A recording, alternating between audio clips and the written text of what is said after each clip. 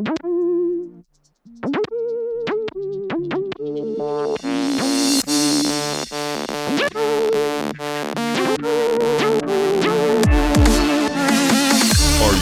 for the hottest news out of the obstacle racing scene? Want to stay up to date on the freshest info, the latest podiums, and hear interviews with the who's who in OCR? Well, you've come to the wrong place. Well, some of that you'll find here. But we're not the media.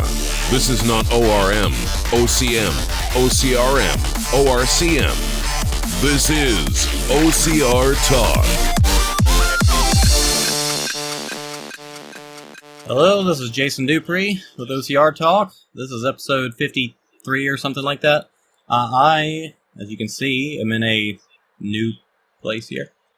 Trying out some different stuff, trying out a new platform, and the studio obviously is not real. And you can see here, obviously, I'm not really here. But we got, just moved in, so we got some janky signs. Oh, wrong way. Janky signs going on down below. Extra special day today because I am interviewing somebody for the first time. While we've had guests on the show, we've always said, OCR Talk is not a interview show. There's a reason behind this one, and we're going to get into it. My guest is, I'm going to go ahead and show the guest real quick. Back it out here. Look at my whole studio. Oh no, I got you on too soon. Hang on. Got to show a quick little. I was going to try and intro you like this, and I messed it up.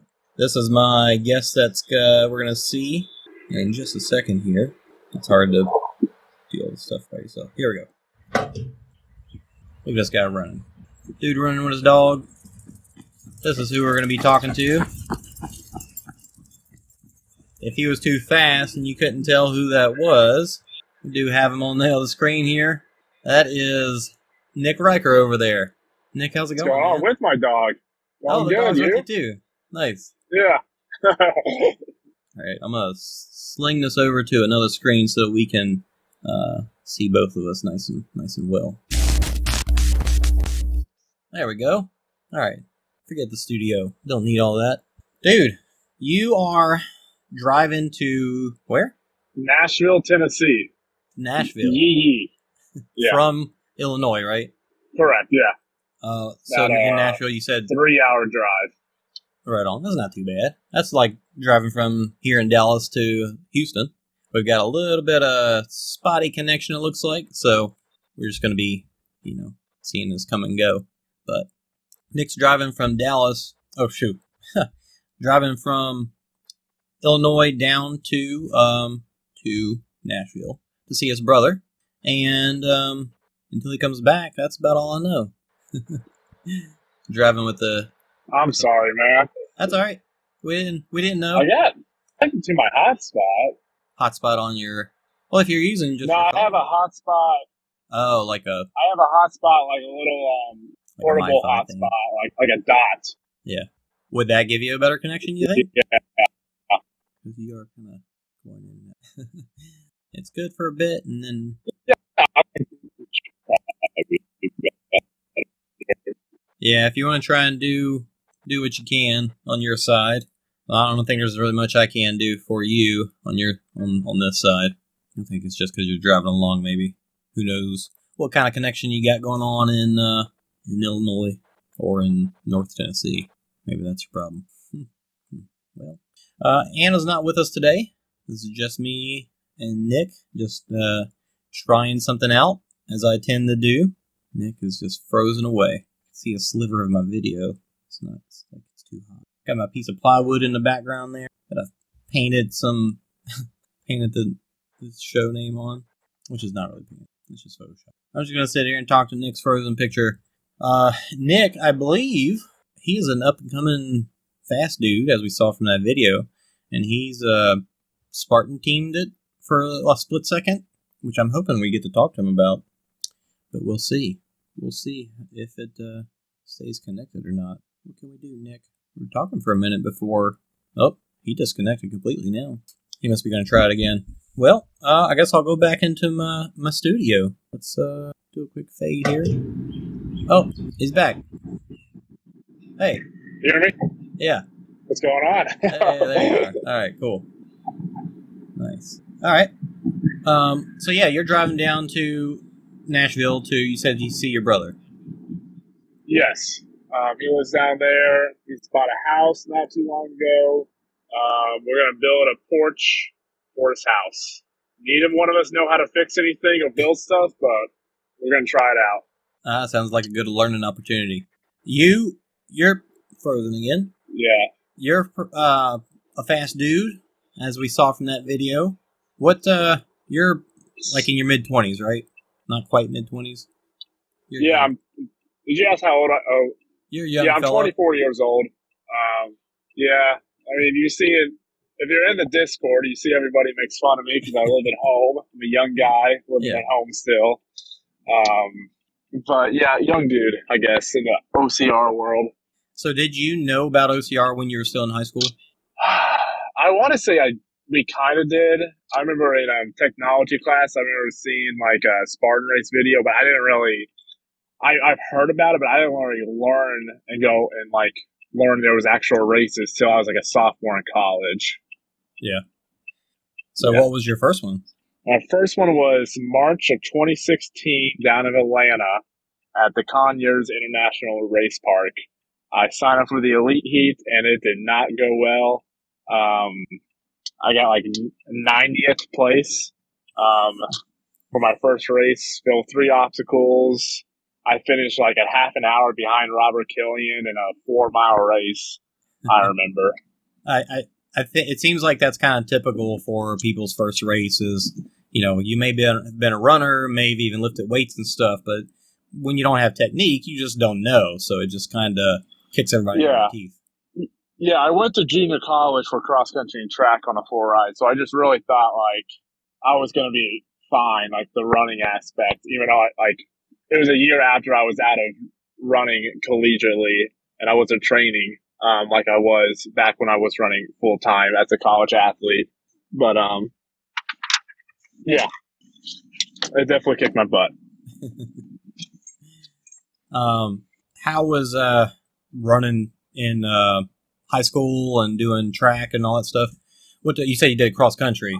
Yeah, so in high school I was a 4-sport athlete. I was cross country, basketball, baseball, and track all 4 years. That was a lot of fun. My best sport was definitely running by far. I was just like your typical like average high school athlete, you know. I got my junior cross country. There's 200 kids that ran the state. I got 100th place, so I'm a pretty average athlete. Average basketball player in baseball. I love baseball the most. I just could not hit a curveball to save my life. But I was a pretty good outfielder. And then track was probably, I mean, again, running was my best. But when I in the spring, track and baseball at the same time. So I actually was the first one in my high school to like be a 4-sport athlete, and I had to sign a contract, like which was my priority in the spring, which was baseball. So the only time I can go to a track meet was when we didn't have a baseball game, or if the conference meet for track. I got to skip that baseball game. So I only got to do like 3 or 4 track meets a year. And I never really practiced because I had baseball practices. I didn't really run on my own. I wasn't dedicated then, but yeah, it's pretty cool. Like I was the first one to have to sign a contract for it, actually. So when you got into OCR, what made you decide to, I guess, did you jump from like having a really bad first race to just picking it up right away, or did it take you a minute to feel like you were worth running with the elites? A lot of people say the old saying, it's like by your 3rd race, if you don't get it or like know like you can see the potential in it, you probably won't. So like my 3rd race, my 2nd race, I went back to Atlanta exactly a year later, and I actually trained for it a little bit, and I got 14th. So I jumped over 70 positions better. And I was like in the top 5 till I missed my spear. And then by my 3rd race, I got 3rd place at the Fort Campbell sprint.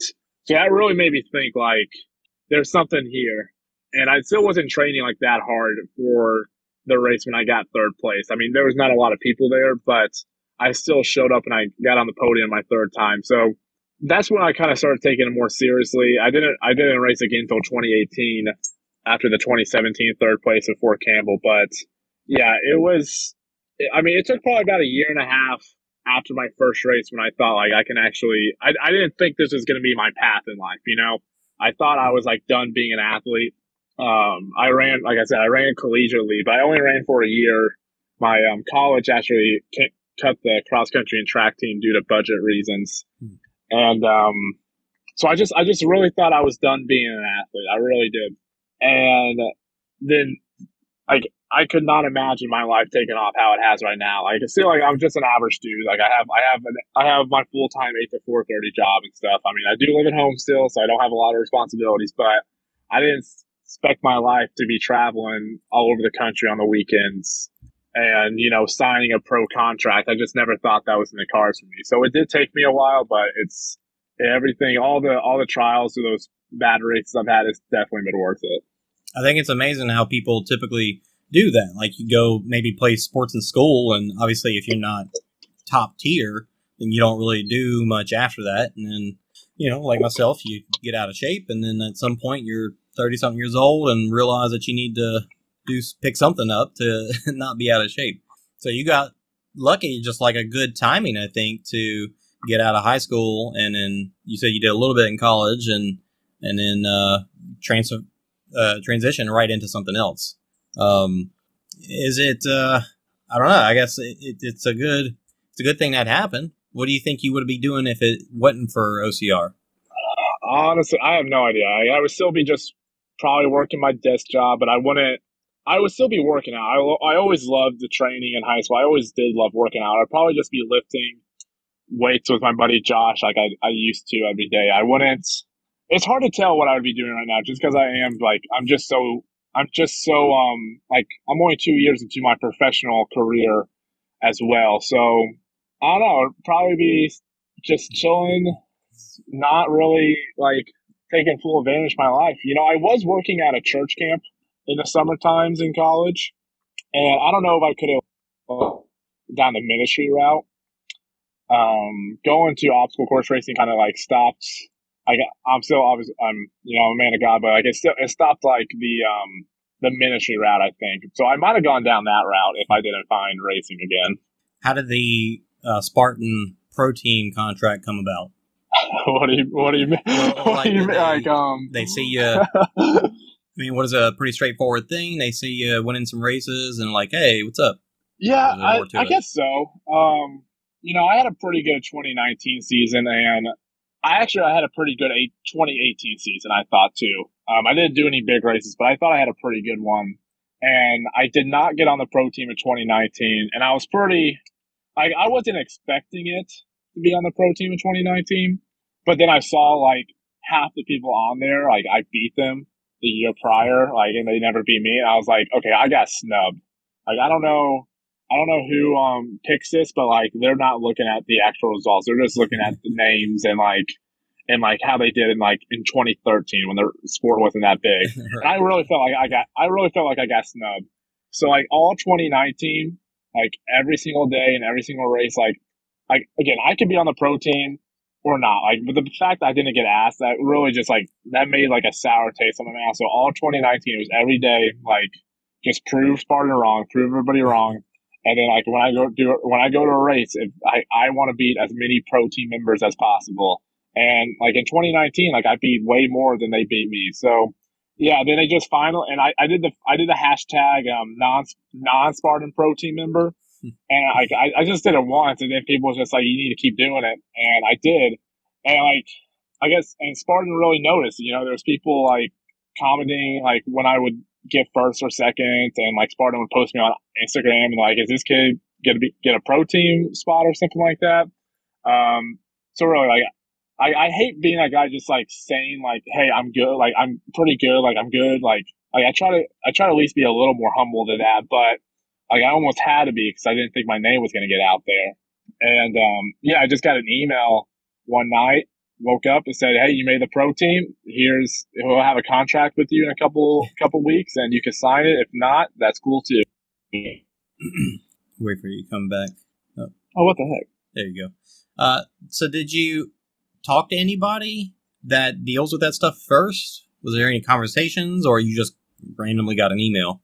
So like Yancey Culp, I work with him some, and I think he talked to them, like some of the people, on behalf of me. But I email regardless. Like, 'cause if I thought I wasn't getting it on the pro team after a solid 2019 year, if I wasn't gonna get an email or something, I was gonna be pretty shocked, and I think a lot of people were gonna be pretty shocked. So yeah, I just kind of I just hung back. Yancey did some talking, but yeah, it all worked out at the end. So yeah, That's good. Yeah, Yancey's a good dude, so it makes sense. And then you got it what, beginning of 2020, or I guess at the end. I don't know when they send it to you guys, but and then you raced Jacksonville for the first U.S. National Series. yeah. 1 second here. You cut out there a little bit. Yeah. Can you ask that question again? So you got the contract. Yeah, I was trying to. No worries. You got the contract towards the end of 2019 or early 2020. Did you race you raced Jacksonville as a Spartan Pro? Yeah, I cut out. You cut out still there. Did you race Jacksonville as a Spartan Pro? I got the contract, the email. Can you say that again? Did you race Jacksonville as a Spartan Pro? I can't. I got plenty more testing to do to see if if it's on your side or something on my side. Yeah, I'm trying to see. Let me connect. Let's see here. I'm sorry, man. No worries. Let's see here. This is, like I said, it's all new stuff for me, new platform, so it's all testing, seeing if it works out. We'll see. But I got plenty more testing to do from here too, so this is good. Oh, he's just a black screen now. Yeah, it shows that he's Trying to fix something here. There you go. There you are. I don't even know how many. I feel like it doesn't give you many options on your side. Yeah, I think he's like resetting it or something. There you go. Can you hear me? Yeah, I can hear you. Can you hear me? Yeah, I can hear you. All right, so I'll ask the question again. Did you race Jacksonville as a Spartan Pro? This is not working. He's cutting out so much. You're cutting out so much. Yeah, I'm connected to the Wi-Fi too. Yeah. It might just be these platforms, something I need to tweak or something. I don't know. I'll find out.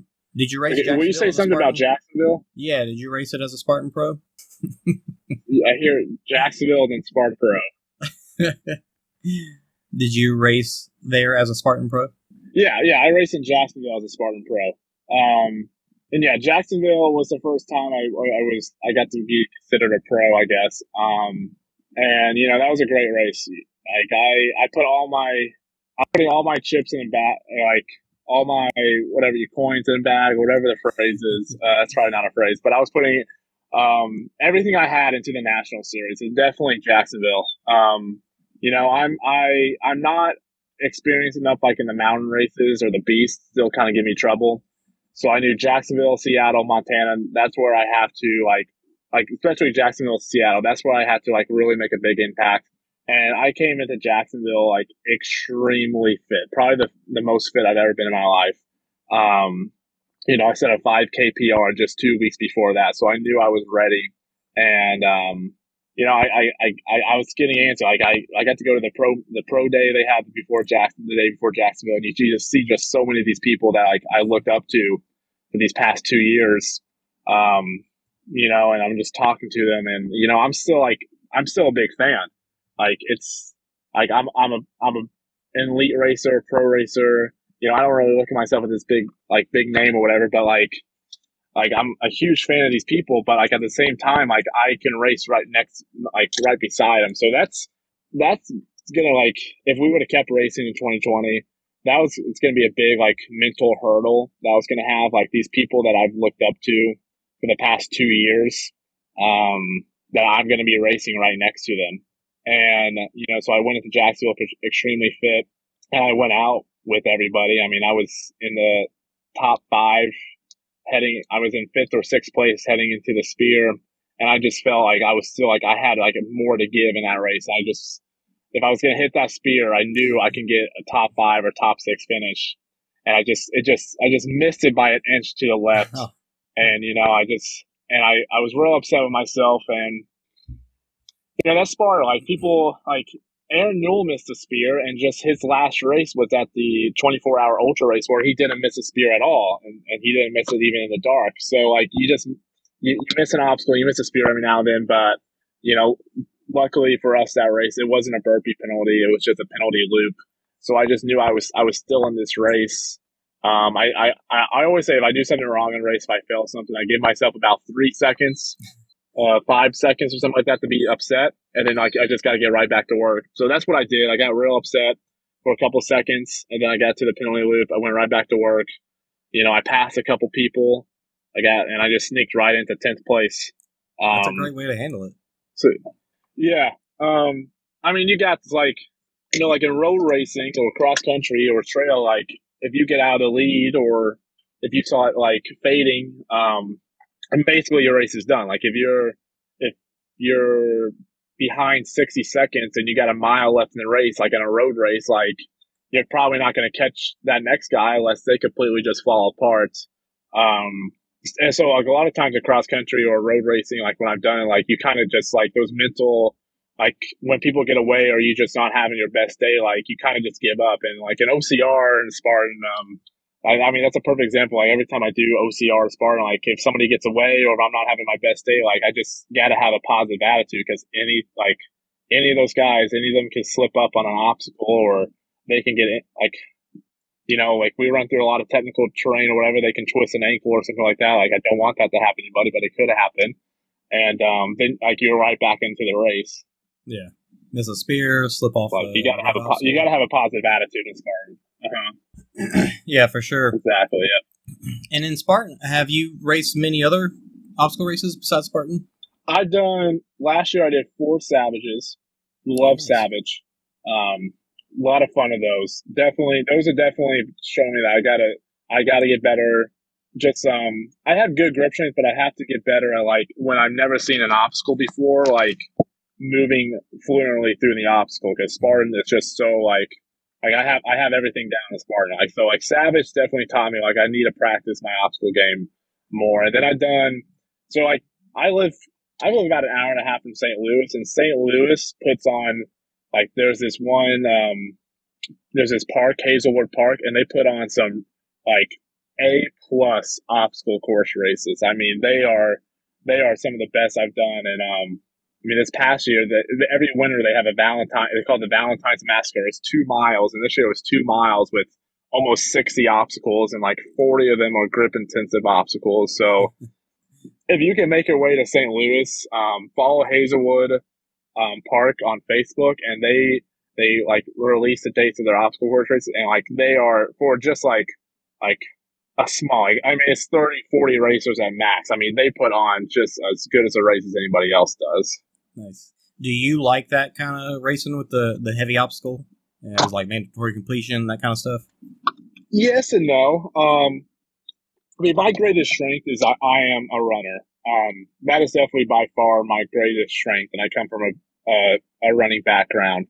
But like I see myself as an obstacle course racer. So like I do love when there's a bunch of obstacles back to back to back and see like, okay, like who's athletic, who has better grip strength, who can think on their fly faster. So I do like it. Like Jacksonville was a good example. Like there was definitely sections where you can just get out and fly. And we're going sub 5 minute pace, and then there were sections where like it was back to back to back obstacles. So like I do like a mixture of both, definitely. Any plans to do like OCR Worlds in October? Yeah. If they have it, we got a house with a bunch of guys I race with. We got a house, an Airbnb. So awesome. I haven't signed up for the races. Like we just got the Airbnb in early March before the pandemic started. Yeah. So we're holding off on that, and I'm holding off to sign up. But if we get to around September, or August, and they're saying we're still gonna have it, and yeah, I'll be out there. I might get my butt kicked by those obstacles, but I'll be out there definitely. Yeah, I do love racing their kind of stuff, and that's the kind of stuff I enjoy too. And earlier you were talking about running with these guys, these elites that you've been watching all this time, and feeling like not like you don't belong, but just looking up to them and everything. I'm not even to the level that you are, but I can do that too. And that's one of the cool things about obstacle racing is that no matter where you are in the sport, you still get to share the same course with these people. Not really a question, just an observation. Yeah. I mean, that is me. I mean, yeah, I mean, like I think OCR, like CrossFit or something like that, where like you can do the same workouts, you can feel how these people feel. Like it's a cool experience. Like you get to like, yeah, you can play basketball with your friends, but you don't know what it's like to get dunked on by a 7 foot person, or like play with the same speed as those other people do. Right. Like obstacle courses, you have a pretty good idea of it. Yeah. Yeah. Well, how did you handle races getting canceled right away after after feeling so fit at the beginning of the year? It hurt a little bit.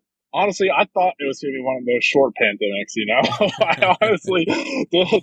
Like, I remember every morning I read the news before I clock into work. I get on Google News, and I was seeing like China dealing with coronavirus like all throughout December and January, and I was like, oh, I wonder if that's going to get over here. I really hope not. But I was feeling like when Seattle got canceled, that really hurt my heart. I mean, that really hurt because like I really thought Seattle was going to be my race, get top 5 at a national series race or even on a podium. Like I just felt so confident. And then when everything, like I really just thought like we're gonna be like 30 to 45 days without races. I really thought so. I was keeping my fitness high, and then I just started saying, "Oh no, this is not going to be one of those short. This is not going to be short. This is going to be long." I did get injured with Matt B. Davis's freaking ultra virus race. I did get injured during that. I was already dealing with like ankle pain, and that just didn't help at all.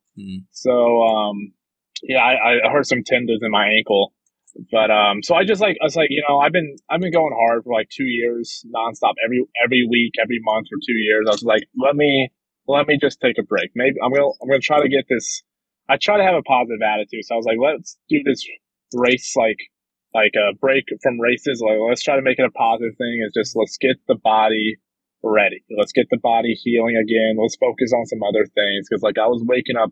I mean, before I was waking up every day, just like dialed in the train, like at work, I was just thinking about racing. Like at the evening, I was just thinking about racing. I was like, let's like build like relationship with my family again and my friends and stuff, and try to have like a positive attitude about it. And like, let's just, cause I mean, we never like just slow down and just like think about like, okay, what are the important things in life? So like this is a good time. Like these past couple months, let's slow down. Life's not all about racing or training. Let's do some other stuff that's more important. Let's get my ankle healthy, and now it's healthy. And like we had just that race pass here in Jacksonville, and we might have races in August. Like I can get training again. But like at first, it was a heartbreak. It really was. But try to make the best out of the worst possibilities, basically. Well, it seems like everybody eventually comes to learn that you do have to take time for rest, whether it be the mental burnout or the physical burnout. You do got to keep that from happening if you want to have a long career instead of just, racing super hard for 3 years. There's a lot of people that quit after that kind of stuff. But so good to see that you're learning that. And then maybe it's because of the pandemic, but, there's always a silver lining somewhere. Yeah. I mean, there has to, like my dad's always been big on like just something's gonna come out of something always shitty. So like, you just gotta have a good attitude, and that's what I've been trying to do. Good. And I've been seeing like this pandemic, like it might do a lot of good things. I have been going out to eat. Like some restaurants are open just outside, and I don't know if you have like you have the menus where you have to scan your phone. They have like the little scanners. And you have to scan your phone on their table, and then the menu pops up on your phone. I'm like, this is a great idea. We're going to save trees. Yeah, no paper. Like this is a great idea. And then like telemedicine. I work in health insurance, so like we've been working around with telemedicine a lot. Nice. So like that's going to be a real big thing. I know it was in the past, like people can do it online, but now like I don't think people always knew like you can do telehealth and telemedicine. Like I think that's going to be a great thing that comes out of this, and just and people practicing better hygiene is going to come better out of this. So like, a lot of good things are going to come out. Yeah, a lot of things that I guess jumped on their time frame of when they would have happened later on if it wasn't for this. Yeah. Well, I got one more question, and then I'll let you get back on the road. They mentioned you in the latest episode of Davis and Chase. I don't know if you listened to that show. I did. I just listened to it this morning. Just for a second, they mentioned you. Why was that? I don't know. I was. I don't want to talk bad about anybody. I think Josh Chase is a fan of mine. I'm a fan of Josh Chase, so I'm gonna say he's always gonna. I think he's always gonna have my back, and I'll have his back. So I'll leave it at that. Maybe here in this coming week we'll figure out really why or what's the holdup going on. But shout out to Josh Chase. He's a good guy. Shout out to Matt B. Davis. He's a good guy as well. He's got a lot of things on his plate. A lot of interviews. I think everything's coming together at one time with CrossFit in Jacksonville going on. So he's been trying to hustle as well. But hopefully within this next week, we'll find out why, really. Yeah. So, the joke being just that he has interviewed you and just hasn't posted it yet. And I think that happens, especially with somebody like him who's doing a lot of interviews. He's probably got stuff, in the hopper ready to go when things are slow. Yeah. And not that you deserve for things to be slow, but the way things are right now with CrossFit. Yeah, and it's not a knock on that. We're having good fun. But like, it was like he posted on Instagram coming up soon. I was like, cool. And then it's just like over a week later, I was like, oh well, CrossFit happened, Jacksonville happened. Maybe he'll release it this time at the next pandemic. Maybe, I don't know. So I got you instead. Yeah, you do. Just for fun, though. But no, I was glad that we got to do this. It gave me a reason to test out this new platform, and I actually tweaked some settings, and you hadn't dropped out since then, so that's good. Yeah, I like the desk, the world news, and you see whatever city behind you, some famous city. That was just a template, so I've got that to play with. I can change what's in the shot and everything. But yeah, I like the template. Yeah. This is our first time talking outside of Discord, so that's cool. Nice meeting you this way. That's cool. If anybody's an OCR honk, I don't know if you want me to promote it, but join the Discord. I don't know the link, but OCR, I know it's been bit.ly/OCR chat. That's it. Yeah. Sure. It's I don't get to talk about really obstacle course racing, like with people at work. Nobody knows who that is, or like, my friends are kind of tired of me talking about it. So it's a great place to just, like we all get to be honks in there together. So it's really cool. Yeah, it really is. Dude, I hope, whatever the next race happens to be, that get out there. And if I see you, I'll make sure to come say, hey. Definitely. Else? Thanks, Jason. Anything else you want to share before you go? Nah, we're good. We're good. Thank you, though. I appreciate it. You're very welcome. Take it easy. Have a safe ride. Thank you. Bye. All right, bye. Oh, I didn't do that right. There we go. All right. Oh, no, the video's playing again of the dog. Running with the dog. There it goes. All right, so that was our show. Let me turn off my title here. Where'd it go? There it is. Thanks for watching. This is going to go up in podcast form as well. And because I didn't have Anna, I'm not going to do the giveaways yet. We're going to do that very soon. Can't wait to put a spinning wheel on the screen so you can see it. And there's going to be one name on it. It's going to be Sophia. I'm actually going to do 2 giveaways, so look forward to that.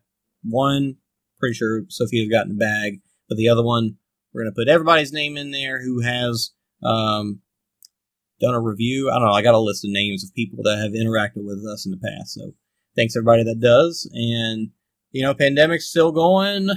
World's kind of fighting each other. And we're just going to keep on rolling with, as things come up. I don't think we're doing anything for the 3rd Ultravirus, but the toughest virtual race for Tough Mudder Toughest that got canceled, that's going to happen in August 22nd, somewhere in there. We're going to be doing that for sure, and I don't know exactly what yet, but it's overnight, so if you, looking to stay up late one night, we'll have some content, whether it's us or OCR Report. So look forward to that. Maybe we'll get a new sign for next time, and I'll play around with these backgrounds and all this stuff, and have Anna sitting. That would be cool. Have Anna sitting at a table with me, even though we're not in the same place. That'd be pretty rad. But that was really it. Really just did this to get Nick out there, and this has been live on YouTube at this moment, so it'll be up for watching later, and I'm going to get the audio out, and I'll go ahead and I don't really have an outro here. We'll just leave it at that and call it a day, I guess. Just give that's it. I'm just going to cut it there. Thanks for watching. Go check out OCR Talk and OCR Report on Facebook, Instagram, all those other places. And I'm going to end this stream right here. Oh, Sophia finally made it. And we mentioned you. So that's good. Take it easy. Have a great day. I don't know if this will end too soon if I cut it right now. So I'm going to I'm going to watch. I don't know what's going on with my camera. Anyway, I think that's the end. All right. Bye.